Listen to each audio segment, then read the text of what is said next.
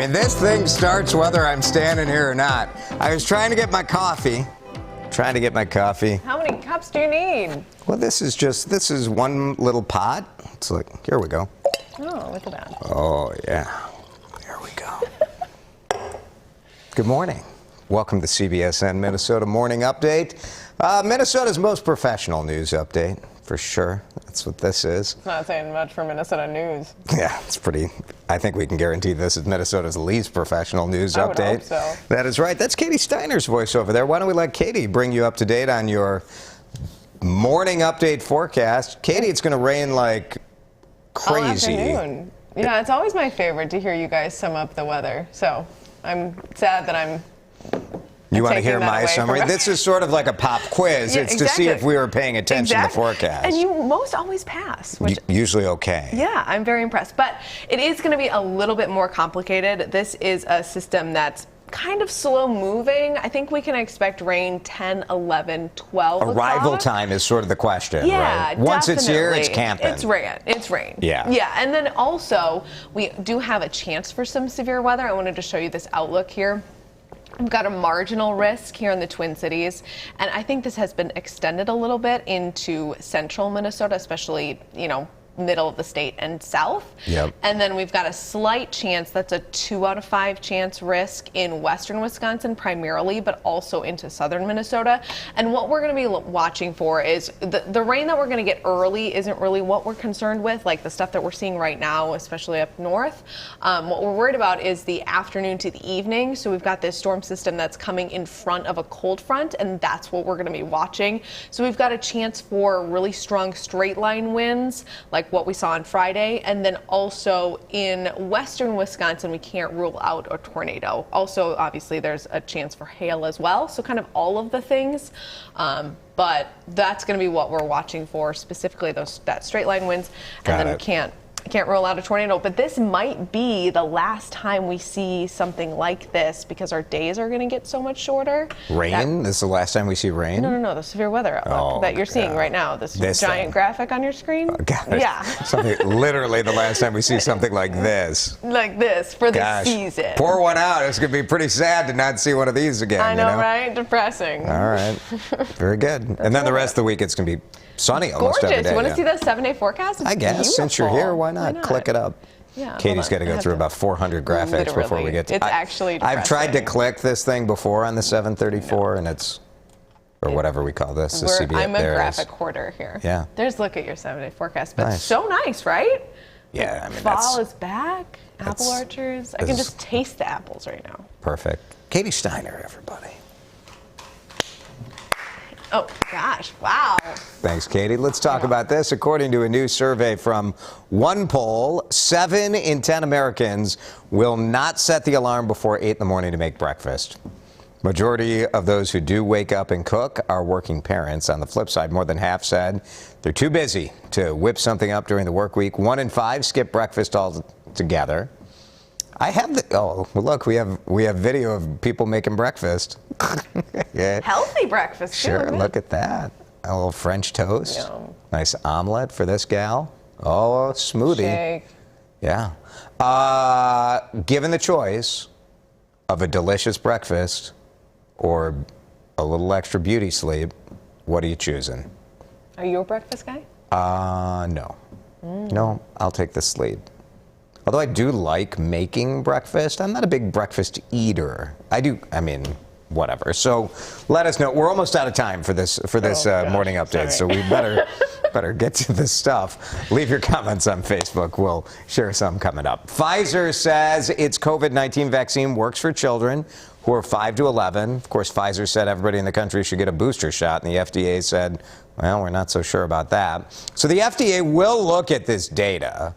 But this is the first step. Pfizer saying it's going to go get the authorization for this age group soon. Pfizer studied, the trick with this is getting the dose right. So they studied a lower dose of the vaccine in more than 2,000 kindergartners and elementary school age kids. And according to the company, the kids develop antibody levels just as strong as teenagers and young adults who had the full vaccine. So we'll continue to follow that. That's kind of a breaking news story this morning. Police in Minneapolis are saying, what is going on in our city? We need people to start turning in the shooters and the thieves. Violent weekend, 7 shootings, left 11 people hurt. And this was like a 26-hour time period. 3 victims in critical condition.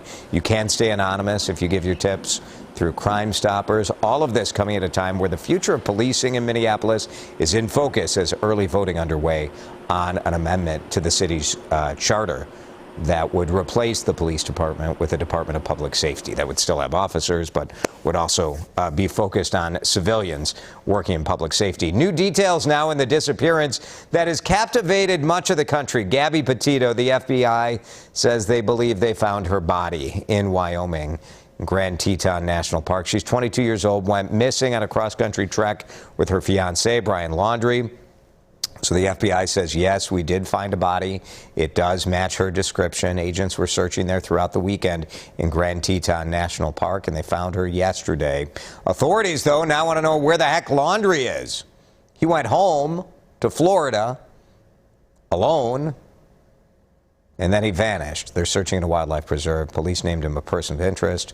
Certainly disappearing doesn't do much to make you look more innocent. Autopsy scheduled for tomorrow. That'll give us more information about what exactly killed Petito. Minnesota business impacted by the pandemic can apply for COVID relief grants today. Not huge money, but it could make a difference, right? $10,000 to $25,000 based on staff size. So for the next 10 days, businesses can apply on the Department of Employment and Economic Development's website. That's mn.gov/DEED, D-E-E-D. Vikings fans, We've danced to this song before, haven't we? Another loss after a missed field goal. That's right. Wah, wah, for sure. Cardinals win by 1 point. To recap, on Friday, we spoke with a stuffed mascot and an actual coach, the Coon Rapids Cardinals football coach, who got it wrong. Go with the mascot every time. Mr. Cardinal picked the Cardinals. So there you go. Reveal the results. So stupid. Right. The Cardinal was right. The week before, the tiger, was right. Proof Lion. that animals are just smarter than humans. Bengals. It was a lion. Anyway, so there you go. Mascots winning 2-0. Make sure you tune in every morning to the WCCO Morning Show for this sort of high comedy. Monday night football is Lambeau Field. Aaron Rodgers and the Packers. Is it going to be raining, Katie?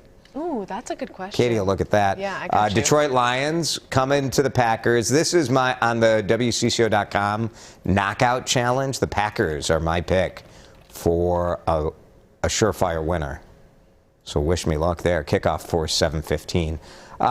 Apple orchard season, Katie had mentioned perfect apple orchard weather, but they've had to cancel some stuff because they can't get enough workers. Apple orchards dealing with this staff shortage just like everybody else in every single business. So they had to make some choices, right? And some are not doing hay rides, others aren't opening their corn maze. We went to Pine Tree Apple Orchard in White Bear Lake, the official apple orchard of the WCCO television news. They stopped giving wagon rides. Oh, no. Also because of COVID, they're limiting music. Short because, you know, when the end of October comes, then it's the crunch time, the super busy time kind of comes to an end. However, we're open through February, weekends in March, and that's why, you know, this bubble is just, we'll live through it. And we know that we've got a real solid staff for the remainder of the season. I mean, we're going to be okay without the wagon rides, right? Is everyone going to be all right about this? Is this a major tragedy? I think it's going to be all right. Pine Tree Apple Orchard still hiring, though. Maybe you can save the day for the wagon rides. They're also looking for cashiers, right? Mm-hmm. Applewood Orchard in Lakeville, they said last weekend they're not going to do hay rides. And Afton Apple Orchard said they're going to delay the opening of their corn maze because they just don't have enough people. So there you go. Update. The Green Bay weather forecast. Green Bay weather. This just in. It looks like they're going to have a break for the game, but could see rain at the end. All right, Done. there you go. Emmys, are you in the Emmys? I think there weren't enough CBS wins for my taste. The Netflix series, The Crown, we're happy for you.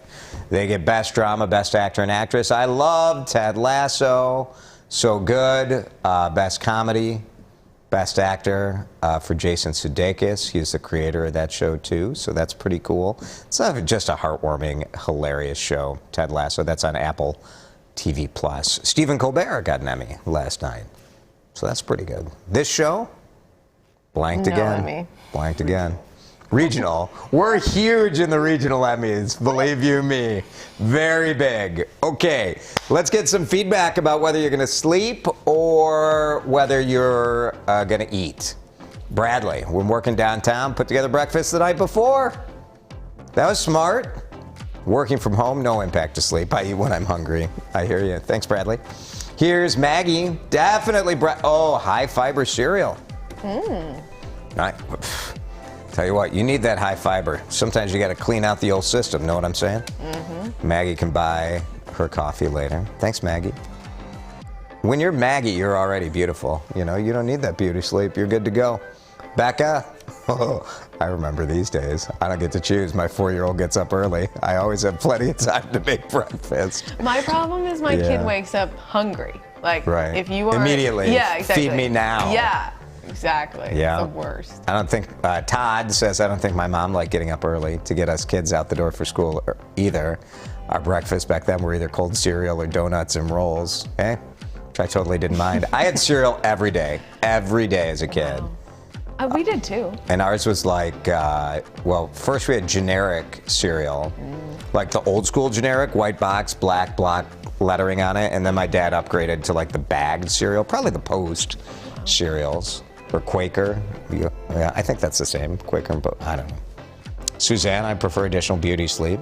Lord knows I enjoy keeping up my beauty. You know what? Often I have a strong opinion. In this one, all of your choices are correct. Eating breakfast is delicious, but we're very pro-sleep around here. An extra 15, 20 minutes makes a big difference. Huge. Thanks for hanging out with us today. Hope you enjoyed the Katie Steiner Show. Riley's back with us tomorrow. So. You'll get a And Riley is usually eating breakfast during this broadcast, so that's how that goes. Have a great day, everybody.